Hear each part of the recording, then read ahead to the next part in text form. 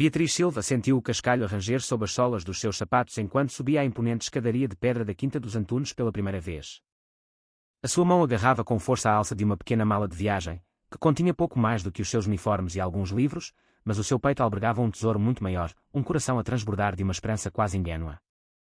Aos 26 anos, com o diploma de enfermagem acabado de obter, ela acabava de ser contratada como a cuidadora pessoal do pequeno Diogo Oliveira, o filho de apenas 4 anos do enigmático empresário bilionário Gonçalo Antunes. A quinta era uma visão de grandeza e opulência. Estendia-se por 3 andares de uma arquitetura clássica e imponente, rodeada por jardins meticulosamente cuidados que se perdiam de vista e uma piscina que, sob o sol da tarde, brilhava como um lago de safira. Contudo, o que mais a impressionou, de uma forma desconcertante, foi o silêncio. Um silêncio denso, palpável, que parecia absorver todos os sons. Uma propriedade tão vasta e magnífica deveria ecoar com vida, com o movimento de empregados, com as risadas de uma criança. Em vez disso, encontrou apenas uma quietude pesada, uma ausência que parecia carregar o peso de uma tristeza antiga. Deve ser a nova cuidadora. Uma voz ressoou pelo hall de entrada, austera e autoritária, fazendo Beatriz sobressaltar-se. Parado junto a uma porta de carvalho maciço estava Rui Lopes, o mordomo da família há mais de 15 anos. Era um homem de 55 anos, cuja postura militar e olhar severo não deixavam margem para familiaridades. Sou o Rui. Presumo que tenha lido atentamente todas as orientações que lhe foram enviadas. Li, sim, senhor, respondeu Beatriz, a sua voz um pouco mais trêmula do que gostaria. Recordou-se do longo e detalhado e-mail que recebera. As instruções eram claras e inflexíveis. O menino está gravemente doente. Não pode, sob nenhuma circunstância, fazer esforços físicos. Deve tomar a sua medicação nos horários exatos, sem um minuto de desvio. Não pode receber visitas. Não pode sair dos limites da quinta. O menino encontra-se no seu quarto, no 3º andar. Siga as regras escrupulosamente e não teremos problemas, concluiu Rui, com um tom que não admitia réplica. Com o coração a bater descompassadamente no peito, Beatriz subiu a ampla escadaria de madeira até ao 3º andar. Este era o seu primeiro emprego desde que concluíra a especialização em enfermagem pediátrica. Escolhera a área dos cuidados intensivos por uma razão profundamente pessoal, a perda de um irmão mais novo durante a sua adolescência. Naquele dia, jurou a si mesma que dedicaria a sua vida a garantir que nenhuma outra criança sofresse desnecessariamente sob o seu olhar. A porta do quarto de Diogo estava decorada com autocolantes de super-heróis, mas as cores, outrora vibrantes, pareciam desbotadas, como se a alegria tivesse abandonado aquele lugar há muito tempo. Bateu suavemente. Diogo. Sou Beatriz. Vim para cuidar de ti. A resposta foi o silêncio. Empurrando a porta com cuidado, deparou-se com uma cena que lhe apertou o coração. No centro de um quarto vasto, numa cama desproporcionalmente grande e atafolhada de almofadas brancas, jazia um menino pequeno, a sua figura frágil quase desaparecendo entre os tecidos. Diogo tinha cabelos castanhos revoltos, uns olhos verdes enormes que pareciam carregar o peso do mundo, e uma palidez doentia que a assustou. Olá, Diogo. Eu sou Beatriz. O menino observou-a com uma desconfiança que não pertencia a uma criança de 4 anos. Tu também te vais embora? A pergunta, proferida numa voz fraca, carregava uma dor tão profunda que Beatriz teve de engolir em seco para conter as lágrimas. Por que é que eu me havia de ir embora? Todas as tias se vão embora. O papá diz que é porque eu sou muito doente. Beatriz aproximou-se lentamente, o chão de madeira polida a ranger sobre os seus pés, e sentou-se na beira da cama, mantendo uma distância respeitosa. Posso saber que doença tens? Diogo ergueu um braço magro e apontou para uma mesa de cabeceira sobrecarregada de frascos de medicamentos. Muitas doenças. Tomo remédios o dia todo. O olhar profissional de Beatriz percorreu os rótulos. Eram, pelo menos, 20 medicamentos diferentes. Antibióticos, anti-inflamatórios, vitaminas, suplementos diversos. Uma farmácia inteira para um corpo tão pequeno. Há quanto tempo estás doente? Diogo contou aos seus dedos finos. Desde sempre. A mamã morreu quando eu nasci porque eu fiquei doente na barriga dela. Outra criança a carregar uma culpa que não lhe pertence, pensou Beatriz, sentindo uma onda de compaixão. Diogo, tu não tens culpa nenhuma de a tua mamã ter ido para o céu. O papá nunca disse isso, mas às vezes as pessoas ficam tão tristes que não conseguem falar sobre certas coisas. Tu conheces o meu papá? Ainda não, mas vou conhecer. Diogo aconchegou-se entre a montanha de almofadas. Devia haver pelo menos 8, todas imaculadamente brancas, macias, parecendo engolir a sua pequena figura. Por que tens tantas almofadas? O doutor Paulo disse que preciso de estar sempre deitado. As almofadas ajudam-me a respirar. Beatriz franziu o sobrolho. Uma criança de 4 anos não deveria permanecer deitada o tempo todo, a menos que se tratasse de uma condição terminal ou extremamente grave. Sentes dor a respirar? Às vezes. Principalmente à noite. E para andar? Não posso andar muito. Fico logo cansado. Beatriz observava Diogo com um olhar clínico treinado. A criança estava, sem dúvida, debilitada.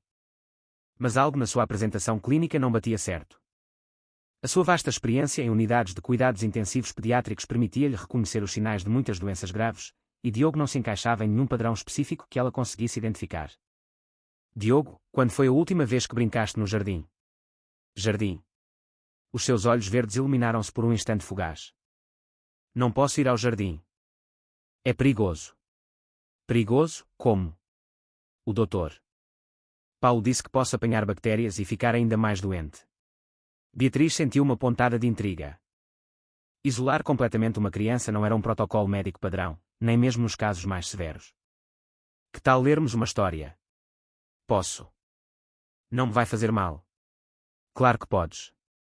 Ler uma história nunca fez mal a ninguém. Beatriz pegou num livro da estante e sentou-se ao lado dele. Ao começar a ler, notou algo peculiar. O menino parecia hipnotizado pela sua voz, como se o simples ato de interação humana fosse uma novidade. Meia hora mais tarde, Gonçalo Antunes chegou a casa. Era um homem de 38 anos, alto, de cabelos negros, envergado num fato caro que não conseguia, contudo, disfarçar a expressão de exaustão profunda gravada no seu rosto. Trabalhava 18 horas por dia, num esforço desesperado para não pensar na doença incurável do filho e na culpa esmagadora de não conseguir salvá-lo. Como correu o primeiro dia? Perguntou Rui, a voz baixa e cansada. A nova cuidadora parece competente, senhor. Está a seguir todos os protocolos à risca. Gonçalo subiu para ver o filho. Encontrou Beatriz a ler uma história para Diogo, que parecia mais animado do que o via há meses. Papá. Diogo acenou, mas não fez menção de sair da cama. Gonçalo aproximou-se, mas manteve uma distância calculada, como se temesse contaminar o filho com a sua própria dor ou ser contagiado pela dele. Olá, campeão. Como foi o teu dia? A tia Beatriz leu a história do dragão que ficou amigo do príncipe. Que bom.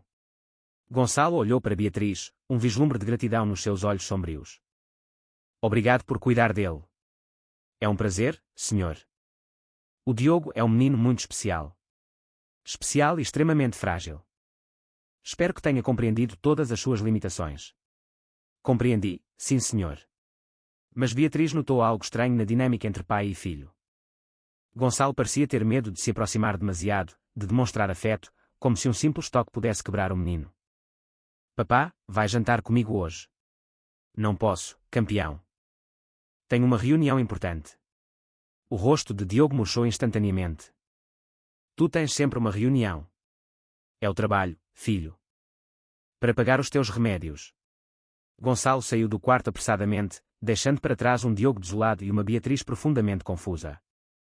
À noite, enquanto preparava a medicação de Diogo, Beatriz decidiu rever as prescrições. Como enfermeira, sabia identificar a finalidade de cada medicamento. Estranho, murmurou ela, examinando os frascos. Havia fármacos para condições completamente distintas, uns para problemas respiratórios, outros para afecções cardíacas, outros ainda para distúrbios digestivos. Era como se Diogo sofresse de 5 doenças graves em simultâneo. Diogo, sentes dor no peito? Às vezes. E na barriga também. E falta de ar quando corres? Sim. Mas eu não corro, pois não. Não posso correr. A intriga de Beatriz intensificou-se. Os sintomas de Diogo eram vagos e pareciam ser induzidos pelos próprios medicamentos que tomava. Na primeira semana, estabeleceu uma rotina cuidadosa com Diogo. Lia-lhe histórias, jogavam jogos de tabuleiro, ensinava-lhe a fazer desenhos simples. O menino floresceu com a atenção, mas sempre dentro das rígidas limitações impostas. Tia Beatriz, posso fazer-te uma pergunta? Claro, meu amor. Por que é que não usas máscara como as outras tias? Beatriz franziu o sobrolho. Que máscaras? As outras cuidadoras usavam sempre máscara para não apanharem a minha doença. Diogo, a tua doença não é contagiosa. Não é, não, meu amor. Podes conversar, brincar e receber mimos sem problema nenhum. Os olhos de Diogo encheram-se de lágrimas. Então, por que é que ninguém quer ficar perto de mim? A pergunta inocente despedaçou o coração de Beatriz. Eu quero ficar perto de ti. Mas vais-te embora quando descobrires o quão doente eu sou. Não me vou embora. Prometo. Diogo aninhou-se no colo de Beatriz, faminto de um afeto que lhe fora negado, como uma planta que nunca viu a luz do sol. Mas nem todos aprovavam esta nova proximidade. O Dr. Paulo Ferreira, médico particular da família há 3 anos, era um homem de 50 anos, alto, de cabelo grisalho, bata sempre impecável e um ar de superioridade que intimidava. Visitava Diogo 3 vezes por semana e detestava qualquer alteração à sua rotina prescrita. Senhor Gonçalo, disse ele na quarta-feira, notei que a nova cuidadora está a ser demasiado liberal com os cuidados. Liberal? Como, doutor? Ela não utiliza equipamento de proteção, permite o contacto físico direto com a criança. Até o pegou ao colo. Gonçalo ficou visivelmente preocupado. Isso é perigoso. Extremamente. O Diogo tem a imunidade comprometida. Qualquer contacto pode disputar uma infecção grave. Mas ela é enfermeira formada. A formação não substitui a experiência com casos de uma complexidade como a do Diogo. O doutor Paulo subiu para examinar o menino e encontrou Beatriz a montar um puzzle com ele no chão do quarto. O que se passa aqui? Beatriz levantou-se rapidamente. Boa tarde, doutor. Estávamos a fazer uma atividade de coordenação motora. O Diogo devia estar na cama. Mas ele sentiu-se bem para se sentar um pouco. Menina, o protocolo é claro. Repouso absoluto. Doutor, com todo o respeito, um pouco de movimento é benéfico para qualquer criança. O doutor Paulo olhou-a com desprezo. Tem alguma especialização em casos como o do Diogo? Tenho formação em enfermagem pediátrica. Isso não responde à minha pergunta. Beatriz sentiu-se diminuída, mas não recuou. Doutor, posso ver os exames mais recentes dele. Para quê? Para compreender melhor o quadro clínico e poder cuidar melhor dele. Você não precisa de compreender. Precisa de seguir ordens. Diogo observava a discussão em silêncio, encolhido entre as almofadas. Diogo, o doutor. Paulo aproximou-se com um estetoscópio. Como te sentes? Bem, doutor. Dor no peito. Um bocadinho. O médico anotou algo no prontuário. Falta de ar. Quando brinco muito. Viu? O doutor Paulo olhou para Beatriz. A criança está a ter sintomas porque a senhora o fez esforçar-se demasiado. Beatriz ficou perplexa. Diogo tinha estado sentado no chão durante 15 minutos. Isso não deveria causar sintomas em nenhuma criança. Doutor, posso perguntar qual é exatamente o diagnóstico do Diogo? Cardiopatia complexa associada à imunodeficiência primária. E qual foi o último exame que confirmou esse diagnóstico? O doutor Paulo fuzilou-a com o olhar. Menina, está a questionar o meu diagnóstico. Não, doutor. Só quer entender para cuidar melhor. O seu trabalho é administrar a medicação e manter a criança em repouso. Nada mais. O doutor Paulo saiu do quarto, deixando Beatriz com um profundo sentimento de inquietação. Algo estava fundamentalmente errado. Naquela noite, depois de Diogo adormecer, ela decidiu investigar as doenças que ele supostamente tinha. Como enfermeira, tinha acesso a bases de dados médicas. Estranho, murmurou, olhando para o ecrã do portátil. Os sintomas de Diogo não correspondiam a nenhuma das condições diagnosticadas. E, mais estranho ainda, todas as medicações que ele tomava tinham efeitos secundários que causavam exatamente os sintomas que ele apresentava: fraqueza, palidez, falta de apetite, sonolência. Será que? Beatriz interrompeu o pensamento, recusando-se a acreditar na suspeita que se formava na sua mente. Na semana seguinte, prestou ainda mais atenção aos hábitos de Diogo. O menino tomava medicação 4 vezes ao dia. Invariavelmente, após cada toma, ficava sonolento e fraco. Diogo, sentes-te diferente antes e depois de tomares o remédio? Como assim, tia Beatriz? Tens mais energia antes ou depois? Diogo pensou por um momento. Antes. Depois fico com sono. E sentes dor quando não tomas o remédio? Não. Só fico com sono quando tomo. A desconfiança de Beatriz transformou-se em alarme. Medicamentos para as condições de Diogo não deveriam causar sonolência excessiva. Na quinta-feira de manhã, aconteceu algo que mudou tudo. Beatriz estava a mudar os lençóis da cama de Diogo quando decidiu lavar as almofadas. Há semanas que o queria fazer, mas Rui insistia sempre que não era necessário.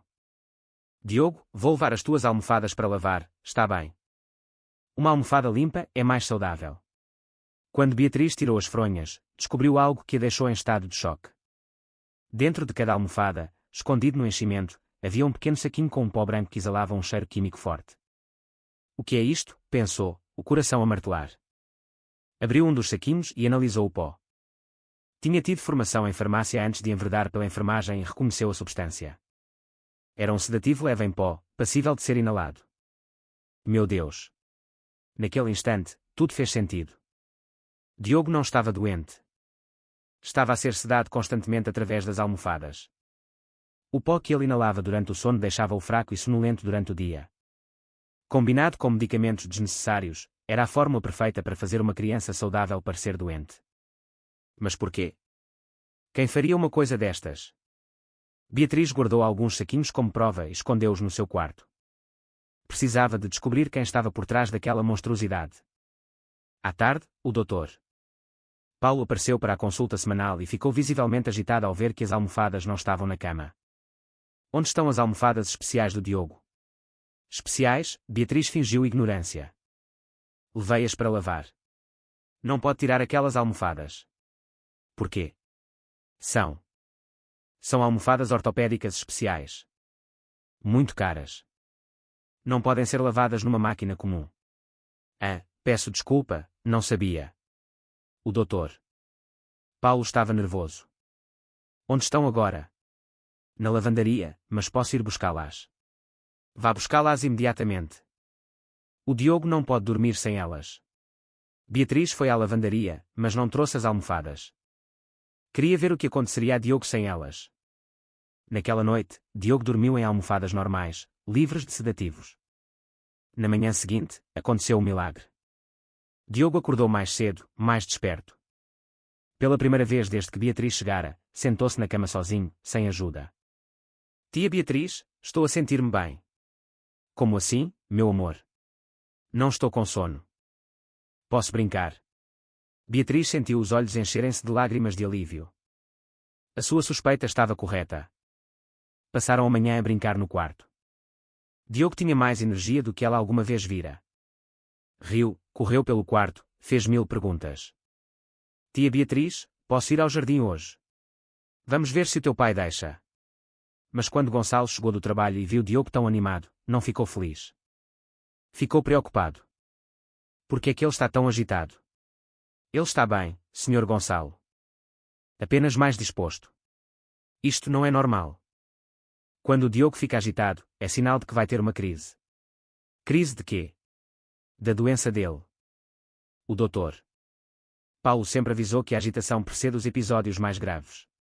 Mas ele não está agitado, está feliz. É a mesma coisa.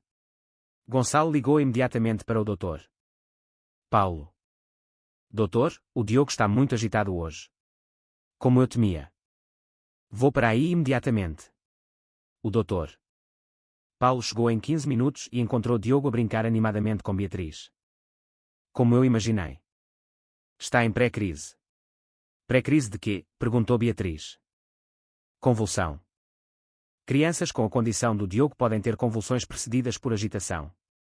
Mas ele nunca teve uma convulsão. Porque sempre controlamos os episódios antes que acontecessem. O Dr. Paulo preparou uma seringa. Vou dar-lhe um calmante para prevenir a convulsão. Doutor, espere. Beatriz interveio. Ele não está agitado.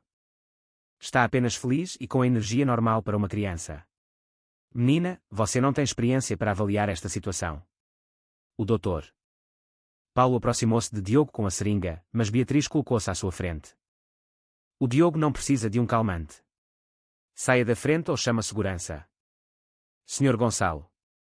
Beatriz virou-se para o pai. O Diogo está bem.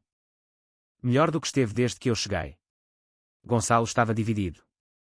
De um lado, o médico que cuidava do seu filho há anos.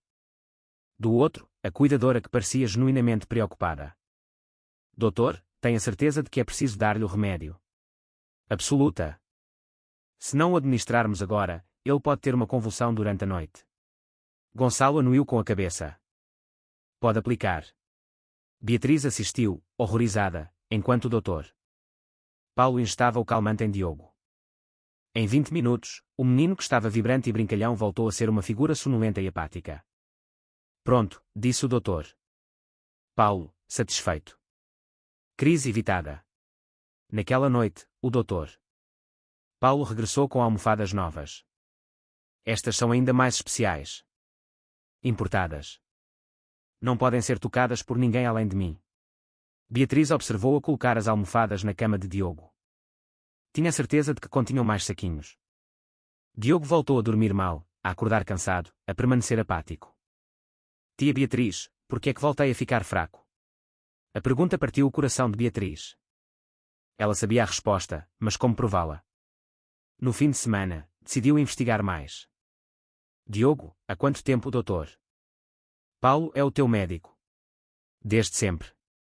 E outros médicos? Já foste a outros? Pediatras, cardiologistas? Diogo abanou a cabeça. Só o doutor Paulo. O papá diz que ele é o único que percebe a minha doença. A suspeita de Beatriz solidificou-se. Qualquer doença grave exigiria uma equipa médica, exames regulares, hospitalizações. Diogo, já fizeste exames? Radiografias, ecografias? Não sei o que é isso. Já foste ao hospital? Nunca. O doutor Paulo disse que o hospital é perigoso para mim. Agora, Beatriz tinha a certeza absoluta. Diogo nunca fora devidamente examinado. O doutor Paulo estava a inventar doenças e a manter o menino sedado e medicado. Mas porquê? Na segunda-feira, Beatriz decidiu seguir o doutor Paulo discretamente. Após a consulta, viu entrar no escritório de Gonçalo. Escondeu-se atrás da porta para ouvir. Doutor, como está o quadro do meu filho? Infelizmente, está a deteriorar-se. Vou precisar de aumentar a dosagem dos medicamentos. Aumentar? Ele já toma tantos remédios. É necessário. E vou precisar de fazer alguns exames especializados. Que exames? Ressonância com contraste, biópsia cardíaca, análise genética. Tudo muito caro, mas fundamental. Beatriz ouviu Gonçalo suspirar. Quanto vai custar? Cerca de 200 mil euros. 200 mil euros? Só em exames. São exames muito específicos. Mas sem eles, o Diogo pode não resistir mais do que 6 meses. Beatriz quase gritou. O doutor Paulo estava a inventar exames caríssimos e a dar um falso prazo de vida a Diogo. Doutor, tem a certeza de que é necessário? Gonçalo, você quer salvar o seu filho ou não? Claro que quero. Então vamos fazer os exames. Tenho contactos em laboratórios especializados na Suíça. Naquele momento, Beatriz compreendeu tudo. O doutor Paulo estava a extorquir Gonçalo há anos. Correu da quinta e foi direto a um hospital de uma vila no Alentejo onde trabalhou durante a faculdade. Doutor Manuel, preciso da sua ajuda.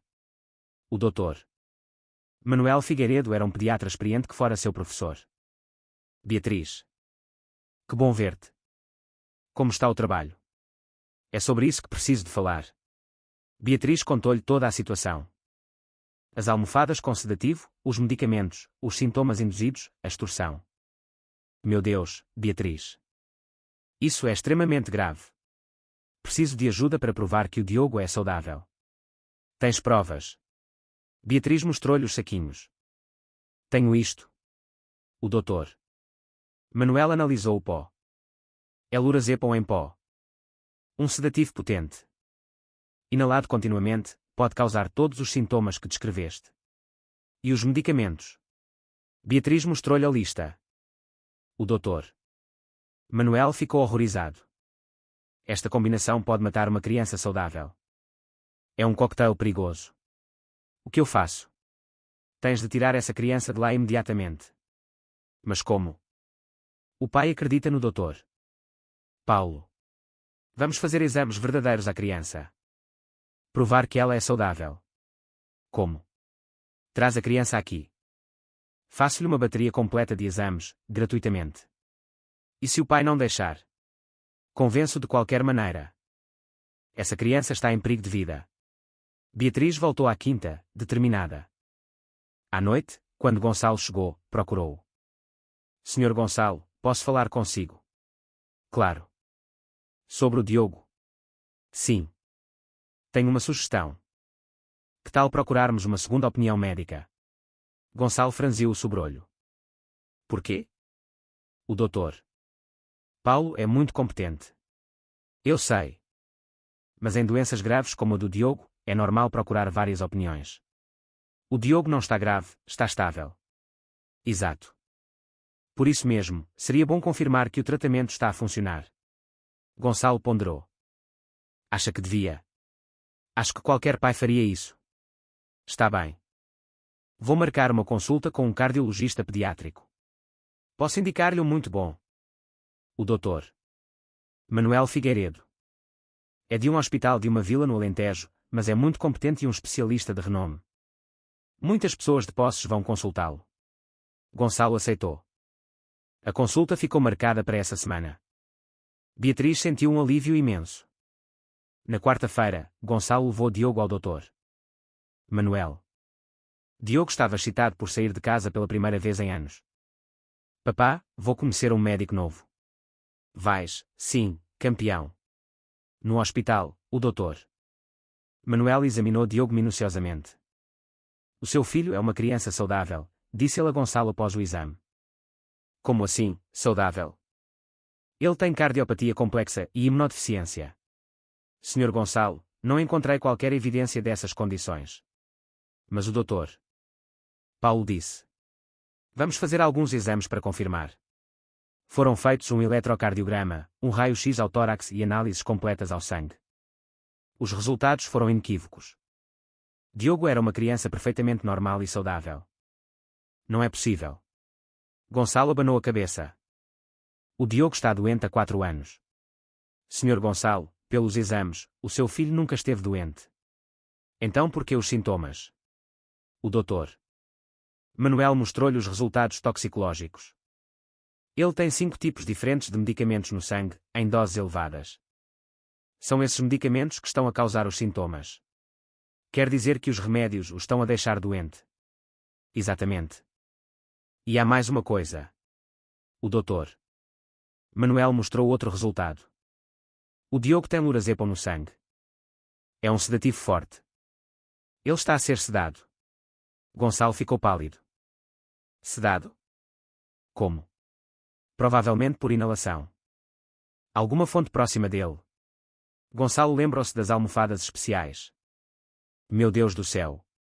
Senhor Gonçalo, o seu filho está a ser envenenado lentamente há anos. A revelação atingiu Gonçalo como um relâmpago. O seu filho nunca estivera doente. O Dr. Paulo estava a matá-lo aos poucos e a roubar-lhe milhões.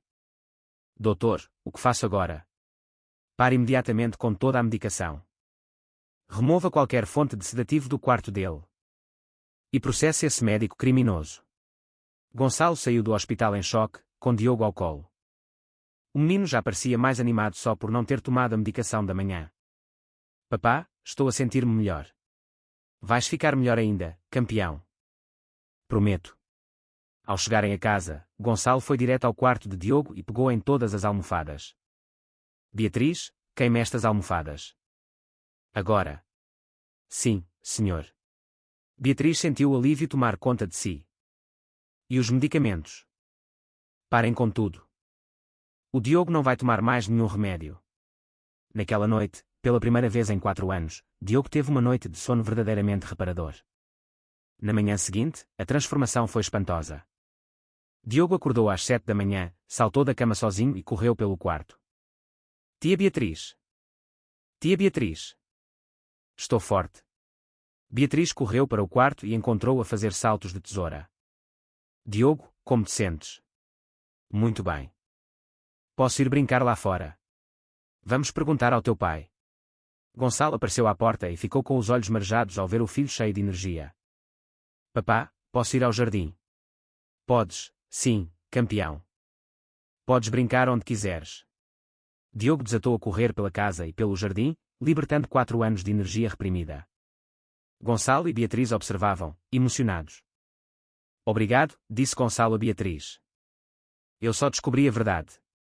Você teve a coragem de questionar quando todos os outros acreditaram nas mentiras. À tarde, o Dr. Paulo apareceu e ficou furioso ao ver Diogo a brincar no jardim. O que se passa aqui? Por que é que o Diogo está fora da cama? Gonçalo enfrentou-o. Porque o meu filho não está doente. Claro que está. Ele precisa de voltar para a cama imediatamente. Não precisa de nada. Eu sei de tudo, Paulo. O Dr. Paulo empalideceu. Do que está a falar?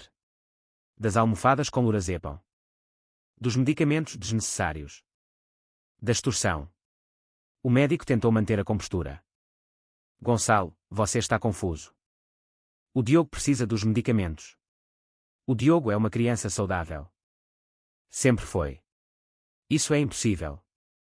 Eu acompanho-o há 4 anos. Você envenena-o há 4 anos. O Dr. Paulo percebeu que fora descoberto. Tentou uma última cartada. Gonçalo, está a cometer um erro. Se parar o tratamento, o Diogo pode morrer. A única coisa que pode matar o Diogo é continuar o seu tratamento. Você não entende a gravidade do caso. Entendo, sim. A gravidade da sua fraude. Gonçalo pegou no telemóvel. Estou a ligar para a polícia. O Dr. Paulo entrou em desespero. Espere, Gonçalo. Podemos conversar. Conversar sobre o quê? Sobre como quase matou o meu filho para me roubar. Não foi assim. Foi exatamente assim. O Dr. Paulo tentou fugir, mas Rui, que ouvira tudo, bloqueou-lhe a saída. O senhor não vai a lado nenhum. 20 minutos depois, a polícia chegou. O Dr. Paulo foi preso em flagrante por exercício ilegal da medicina, extorsão e maus-tratos. Não podem prender-me. Sou um médico respeitado. Era um médico, corrigiu o agente. Agora é um criminoso. Quando o Dr. Paulo foi levado, Diogo correu para o pai. Papá, por que é que prenderam o doutor? Porque ele estava a fazer uma coisa muito má, campeão. Ele estava a deixar-te doente. Gonçalo ajoelhou-se. Estava, sim. Mas agora vais ficar bem para sempre. Diogo abraçou o pai. Obrigado por me salvares, papá. Foi a primeira vez em 4 anos que se abraçaram de verdade. Nos dias seguintes, a transformação de Diogo foi milagrosa. Tornou-se uma criança normal, brincava, corria, ria, fazia asneiras. Descobriu o mundo pela primeira vez, a sensação da relva nos pés, a água da piscina, o vento no rosto. Papá, por que é que ninguém me deixava fazer estas coisas antes? Porque estávamos todos enganados, a pensar que estavas doente. Uma semana depois, Gonçalo chamou Beatriz para conversar. Beatriz, não sei como agradecer-lhe o que fez. Fiz o meu trabalho. Fez muito mais. Salvou a vida do meu filho. Qualquer pessoa teria feito o mesmo. Não é verdade? Outras cuidadoras passaram por aqui e nenhuma questionou nada. Senhor Gonçalo, posso fazer-lhe uma pergunta? Claro. Por que é que nunca desconfiou? 4 anos é muito tempo. Gonçalo suspirou. Porque me sentia culpado. A minha esposa morreu no parto. Achei que o Diogo tinha herdado alguma doença por minha culpa. E o Paulo sabia disso. Usou a minha culpa contra mim. A investigação policial revelou que o Dr. Paulo tinha um esquema elaborado. Aproximava-se de pais ricos e vulneráveis, inventava doenças graves para os filhos e cobrava fortunas por tratamentos falsos. Outras 4 famílias tinham sido enganadas. Um mês depois, o Dr. Paulo foi a julgamento. O caso tornou-se notícia nacional. Esse homem roubou 4 anos da infância do meu filho, testemunhou Gonçalo, emocionado. O Dr. Paulo foi condenado a 20 anos de prisão. A sociedade não pode tolerar que alguém use a medicina para fazer o mal, declarou o juiz. Quando a sentença foi conhecida, Diogo fez uma pergunta que emocionou a todos. Papá, o doutor vai ficar preso para não fazer mal a outras crianças? Vai, sim, campeão. Que bom.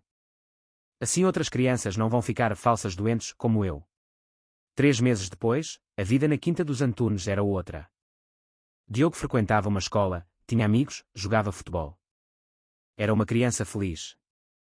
Gonçalo também mudou. Reduziu as horas de trabalho para passar tempo com o filho. A maior mudança, no entanto, foi na relação entre Gonçalo e Beatriz. A proximidade que desenvolveram ao salvar Diogo transformou-se em algo mais.